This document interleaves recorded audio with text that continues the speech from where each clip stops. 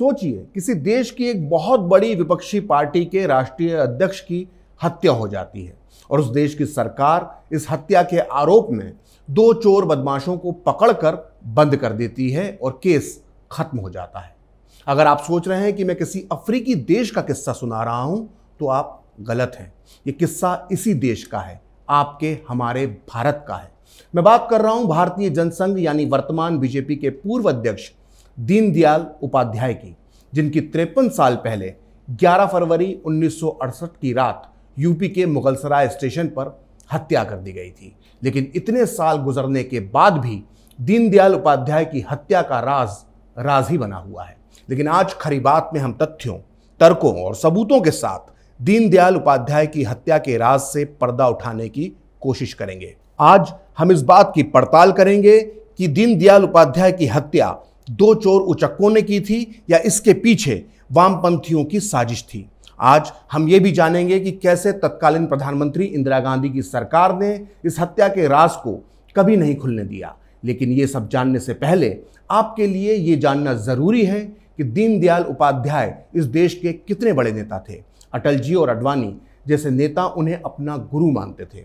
अगर आज बीजेपी लोकसभा में 300 से ऊपर सीटें लेकर बैठी है तो इसके नीचे वो नींव है जो दीनदयाल उपाध्याय ने ही रखी थी। 1967 के आम चुनावों में दीनदयाल जी के नेतृत्व में भारतीय जनसंघ पहली बार लोकसभा में 35 सीटें लेकर तीसरी सबसे बड़ी पार्टी बनकर उभरा था। देश भर में करीब 9.5% वोट लेकर जनसंघ कांग्रेस के बाद दूसरा सबसे बड़ा दल बना था। उस दौर में माना जा रहा था कि महज 52 साल की उम्र के नेता दीनदयाल उपाध्याय के नेतृत्व में जनसंघ जल्द ही भविष्य में कांग्रेस का विकल्प बन जाएगा। लेकिन नियति ने या यूं कहें कुछ षड्यंत्रकारियों ने इस देश का भाग्य बदल दिया।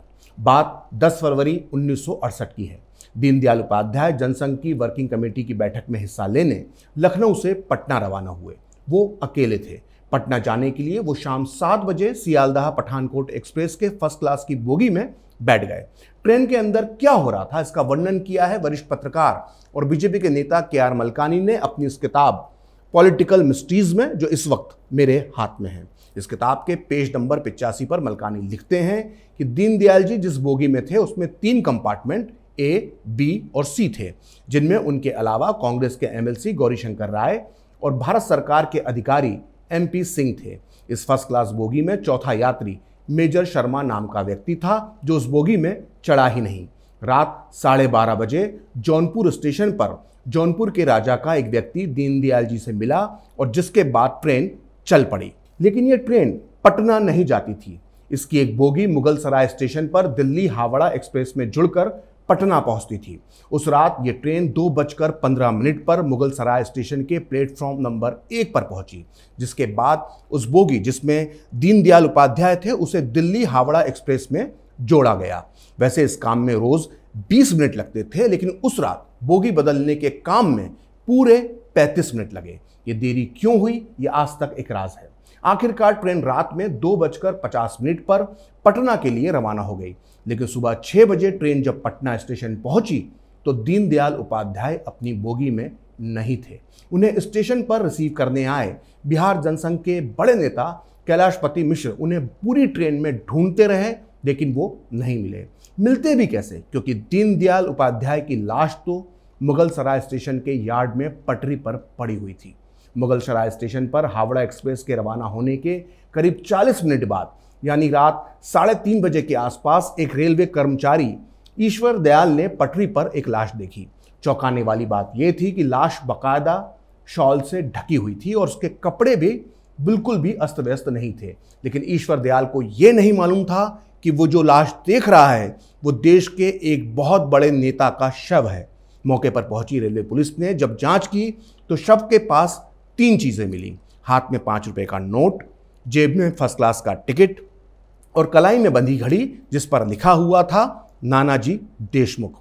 जाहिर है जिस व्यक्ति के पास उस जमाने में फर्स्ट क्लास का टिकट हो और जिसकी घड़ी पर नानाजी देशमुख जैसे जनसंघ के बड़े नेता का नाम लिखा हो, वो कोई साधारण इंसान नहीं हो सकता था। लेकिन इसके बाद भी रेलवे पुलिस लापरवाही बरतती रही। सुबह 6 बजे तक लाश ऐसे ही पड़ी रही। चौंकाने वाली बात यह है कि शव पर ना तो खून के बहुत ज्यादा निशान थे और ऊपर से उस पर एक कपड़ा भी ढका हुआ था। ऐसा लग रहा था जैसे लाश को किसी ने बहुत आराम से संभाल कर पटरी पर रख दिया था।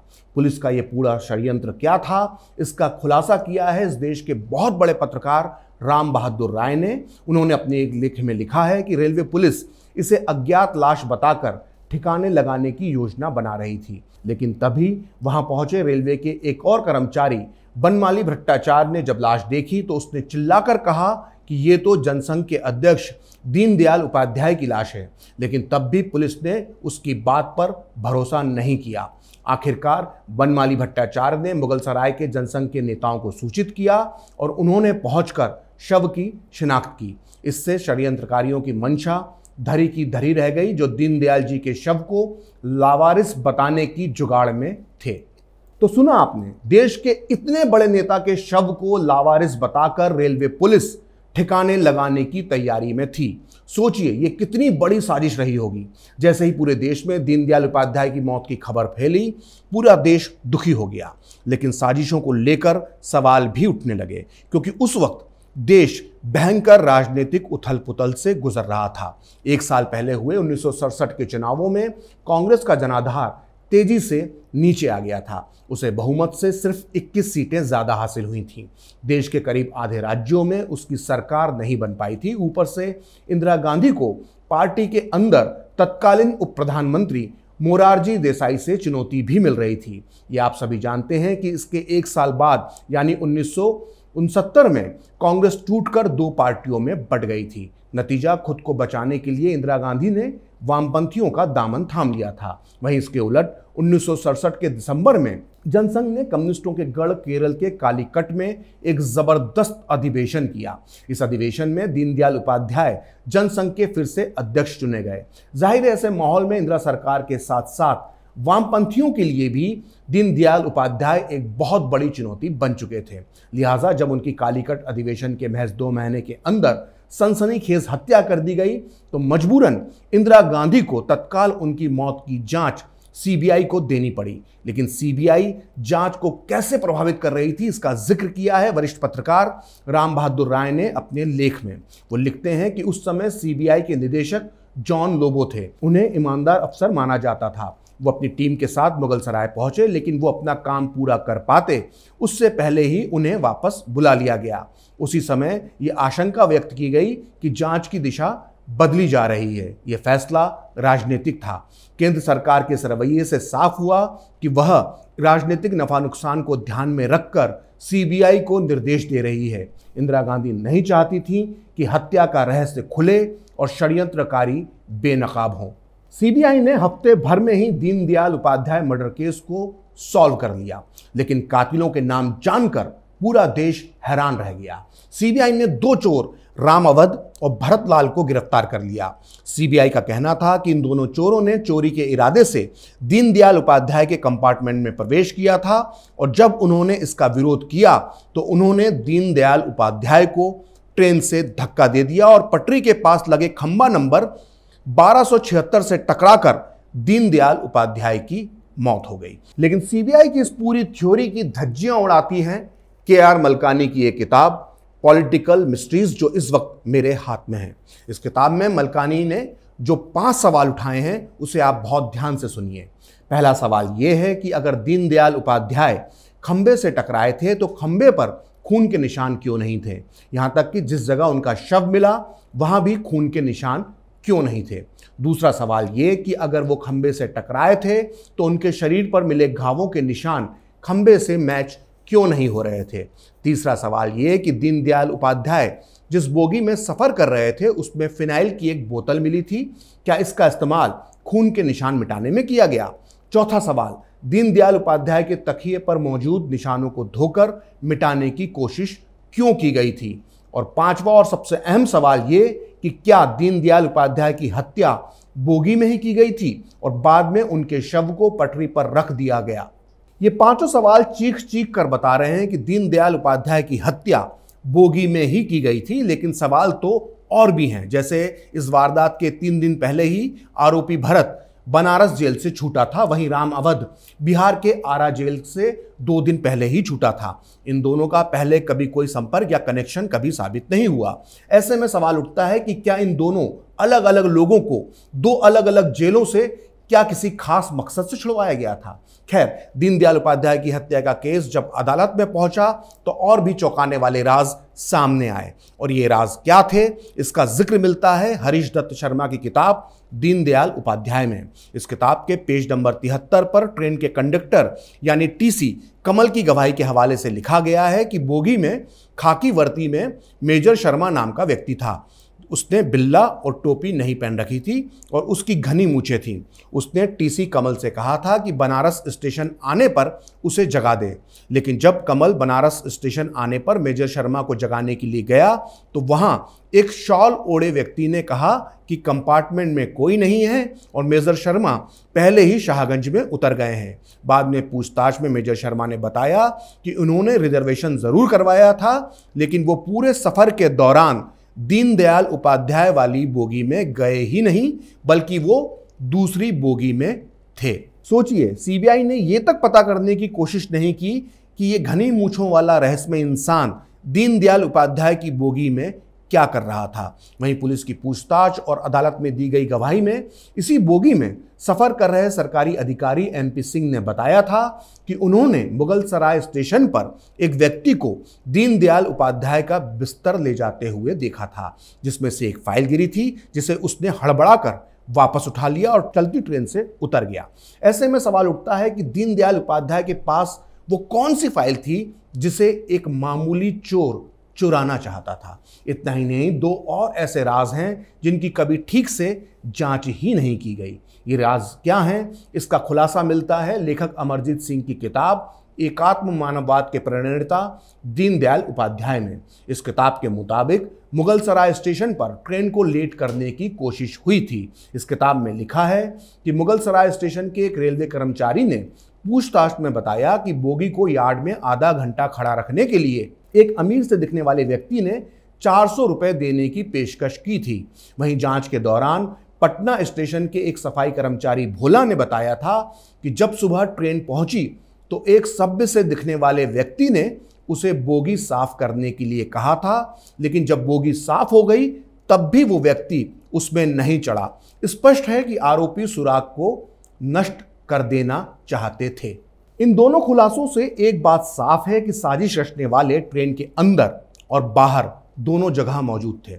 यहां तक कि जब ट्रेन मुगल सराय से पटना पहुंच गई तब भी पटना स्टेशन पर कुछ लोग ऐसे मौजूद थे जो बोगी के अंदर का हर सबूत नष्ट कर देना चाहते थे। आखिरकार सीबीआई की इस लचर और गोलमाल जांच के आधार पर बनारस कोर्ट के तत्कालीन जज मुरलीधर को 9 जून 1969 को अपना फैसला सुनाना पड़ा। यह ऐसा फैसला था जिसे सुनकर आप भी हैरत में पड़ जाएंगे। सीबीआई की चार्जशीट के मुताबिक भरत लाल और राम अवध नाम के चोरों ने ही दीनदयाल उपाध्याय की हत्या की थी। इन दोनों ने अपना जुर्म भी कबूल कर लिया था, लेकिन जज मुरलीधर ने इन दोनों के कबूलनामे और सीबीआई की जांच पर जरा सा भी भरोसा नहीं किया। लिहाजा जज मुरलीधर ने आरोपी राम अवध को तत्काल रिहा करने के आदेश दिए। वहीं भरत लाल को हत्या के आरोप में नहीं बल्कि सिर्फ चोरी के आरोप में महज 4 साल की सजा सुनाई। यानी इस फैसले से साफ हो गया कि दीनदयाल उपाध्याय की हत्या तो हुई, लेकिन कातिल वो नहीं है जिन्हें पुलिस और सीबीआई ने पकड़ा है। जज मुरलीधर ने अपने फैसले में सीबीआई जांच की जमकर धज्जियां उड़ाई। सीबीआई की हर थ्योरी को उन्होंने अपने कानूनी तर्कों से नकार दिया। बनारस कोर्ट के इस फैसले के बाद पूरे देश में हंगामा मच गया। मामला संसद में उठा और आखिरकार इंदिरा गांधी सरकार को 23 अक्टूबर 1969 को जांच आयोग बनाना पड़ा, जिसका जिम्मा बॉम्बे हाईकोर्ट के जज वाई.बी. चंद्रचूड़ को दिया गया। ये वही जस्टिस चंद्रचूड़ हैं जो बाद में जाकर सबसे लंबे समय तक देश के चीफ जस्टिस रहे। जस्टिस चंद्रचूड़ ने अपनी रिपोर्ट में दीनदयाल उपाध्याय की हत्या को किसी जेम्स बॉन्ड की फिल्म की तरह रहस्यमय माना। उन्होंने सीबीआई की जांच पर सवाल भी उठाए। उन्होंने अपनी रिपोर्ट का जो अंतिम निष्कर्ष निकाला, लेकिन वो बहुत चौंकाने वाला था। उसमें सीबीआई की थ्योरी को ही सही माना गया। यानी 2 चोरों ने ही दीनदयाल उपाध्याय को ट्रेन से धक्का दे दिया, जिसमें उनकी मौत हो गई। जस्टिस चंद्रचूड़ की ईमानदारी पर कोई शक नहीं कर सकता, लेकिन यह बहुत निराशा की बात है कि जस्टिस चंद्रचूड़ कमीशन ने अपने ही उठाए सवालों को ढूंढने की कोई कोशिश नहीं की, ना ही उसने साजिश के ताने बाने की जांच की। इस बारे में जस्टिस चंद्रचूड़ ने जो सफाई दी है उससे काफी कुछ साफ हो जाता है। उन्होंने अपनी रिपोर्ट में लिखा है कि अगर पंडित दीनदयाल उपाध्याय की हत्या में राजनीतिक षड्यंत्र है तो मुझे षड्यंत्रकारियों के नाम पहचानने की जरूरत नहीं है। मैं अपनी जांच पड़ताल की सीमा जानता हूं। मैं यह खोजबीन नहीं कर सकता कि हत्या किसने की। सोचिए, देश का इतना बड़ा और महान नेता एक रेलवे स्टेशन की पटरी पर लावारिसों की तरह पाया जाता है।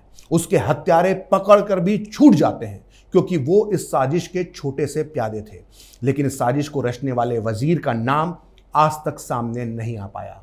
पर्दे के पीछे बैठे कातिलों ने भले ही दीनदयाल उपाध्याय के शरीर को मुगलसराय स्टेशन पर 11 फरवरी 1968 को खत्म कर दिया हो, लेकिन उनका एकात्म मानववाद का विचार आज भी जिंदा है और कल भी जिंदा रहेगा। क्योंकि इंसान की तो हत्या की जा सकती है, लेकिन उसके विचारों की नहीं। फिलहाल खरी बात प्रखर के साथ में इतना ही। आप चाहें तो मुझसे जुड़ने के लिए मेरे फेसबुक पेज प्रखर श्री 78 को लाइक कर सकते हैं, और अगर ट्विटर पर आप मुझसे जुड़ना चाहते हैं तो मेरा ट्विटर हैंडल है प्रखर श्री 78। अगर आपको ये वीडियो पसंद आया तो इसे लाइक करें, शेयर करें और कैपिटल टीवी को सब्सक्राइब करें। नमस्कार।